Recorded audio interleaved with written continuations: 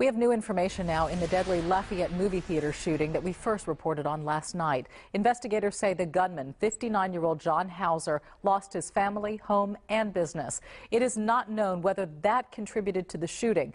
Now, the semi-automatic handgun that Hauser used was purchased legally at a pawn shop in Alabama. 2 women there died. 9 other people were wounded at that theater about 3.5 hours east of Houston. Channel 2's Anusha Rasta is live at the University of Louisiana in Lafayette, where students held a candlelight vigil. Anusha? Dominique, the vigil ended about an hour ago and nearly 100 people showed up. At this point, people we've spoken to say they're just trying to support each other and pray for the victims and their families. We grieve tonight. In the seemingly close-knit community of Lafayette in Louisiana, residents gather at the university in town to pray for 2 women who were killed and 9 people who were injured at the local movie theater after a lone gunman sent bullets flying into the crowd. We're all one big family, and we need to get together. This is the passing of family members. Lafayette police say the shooter, 59-year-old John Hauser, killed 2 women. 21-year-old Macy Bro, a student, died inside the theater. She taught me how to be the strong person I am today. 33-year-old Jillian Johnson died at the hospital. She was a wife, mother, musician, and owned this local boutique.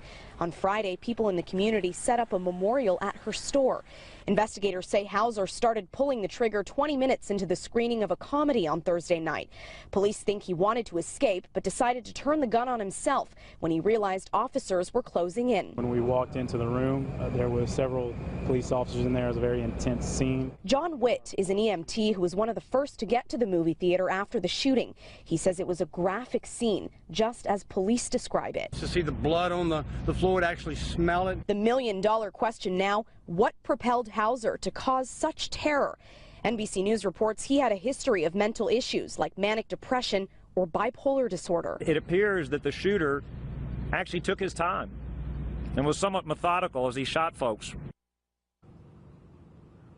Investigators are now studying Hauser's journals and his online blog posts to try and learn a motive. Police say he had visited the theater more than once before the shooting. He was living in Lafayette for less than a month at a Motel 6 that was full of wigs and disguises. Reporting live from Lafayette, Louisiana, Anusha Rasta, KPRC Channel 2 News.